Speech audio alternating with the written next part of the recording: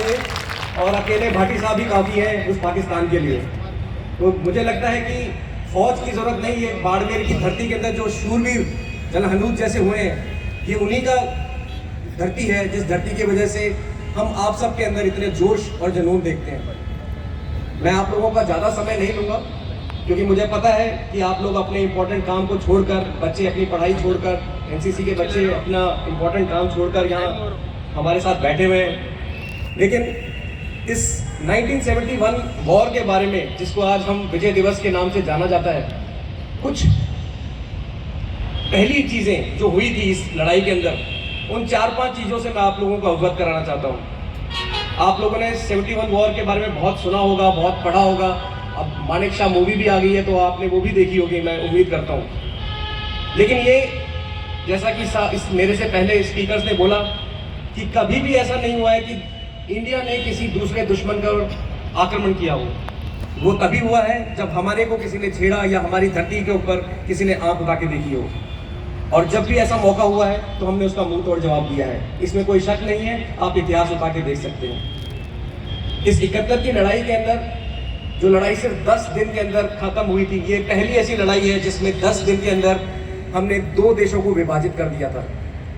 और ये पहली बार है कि इसमें किसी भी देश का कोई लालच नहीं था। जैसा कि पहले बताया कि जीतने के बाद भी हमारे पास ऑप्शन था कि हम बांग्लादेश को भारत बना देते, लेकिन ऐसा नहीं हुआ क्योंकि ये लड़ाई एक देश को उसकी आज़ादी, उसके नागरिक को उनका इंडिपेंडेंस और उनके अधिकार को दिलाने की थी।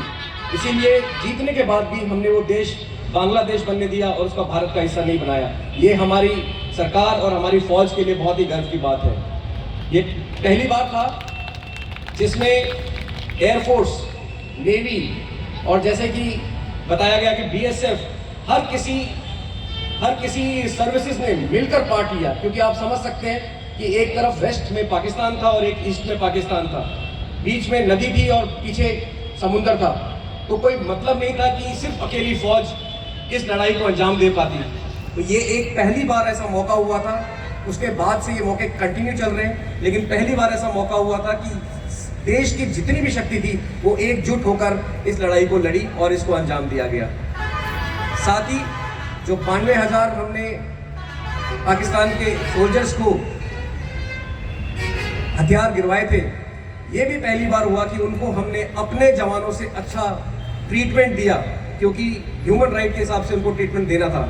और आज अगर वो पाकिस्तान में हैं तो हमारे ही वजह से हैं, और वो भी यही बोलते हैं कि काश हम इंडियन आर्मी में होते। तो ये हमारी इंडियन आर्मी की बहुत बड़ी बात है कि हम जब दुश्मन से लड़ते हैं तो दुश्मनी भी निभाते हैं और दोस्ती भी निभाते हैं, क्योंकि ह्यूमन राइट के हिसाब से हमें उनको सोल्जर की तरह ट्रीट करना था, वो हमने किया। और लास्ट जो ये लड़ाई जीतने के बाद एक फोटोग्राफ आप लोगों ने बहुत बार देखी होगी, जिसमें जनरल जगजीत अरोड़ा और नियाजी खान बैठकर सरेंडर सर्टिफिकेट साइन कर रहे हैं। ये इतिहास में फोटोग्राफ मुझे नहीं लगता किसी और देश के पास होगी। तो हमारा एक ऐसा देश है जिसके पास ये ऐसी फोटोग्राफ है, और मैं गर्व से कहता हूँ कि इस फोटोग्राफ को दिखा कर हम आगे भी अपने देश को इसी तरीके से रक्षा करते रहेंगे। इसके अलावा 1971 के बारे में मैं ज़्यादा नहीं बोलूँगा, लेकिन आप सबसे बस ये कहना चाहता हूँ कि आप लोग जो यहाँ बैठे हैं, मेरा ये मानना है कि आप लोग हमारी शक्ति है। अगर आप लोग नहीं होते तो जो आपके भाई हैं, जो आपके भाई लोग देश में सेवा कर रहे हैं, या जो आप बहनों का रोल कर रही हैं, माताओं का रोल कर रही हैं, मैं सबको शामिल करता हूँ कि आप सबकी वजह से ही फौज है, और फौज की वजह से ही हम पूरा देश है। ये लड़ाई जो 1971 की थी वो जीती इसीलिए गई क्योंकि पूरे देश हमारे साथ था। और जैसा कि भाटी साहब बता रहे थे कि माताएं हमारे लिए दूध, रोटी, सब्जी सब लेकर आती थी, वो तभी संभव है जब ऐसी देशभक्ति के जवान और हमारे देशभक्त के लोग हमारे सामने बैठे हों। तो मैं धन्यवाद करना चाहता हूँ, और मैं चाहता हूँ कि एक बार आप सब मिलकर अपने लिए ताली बजाएं, अपने देशवासियों के लिए बहुत सारी ताली बजाएं।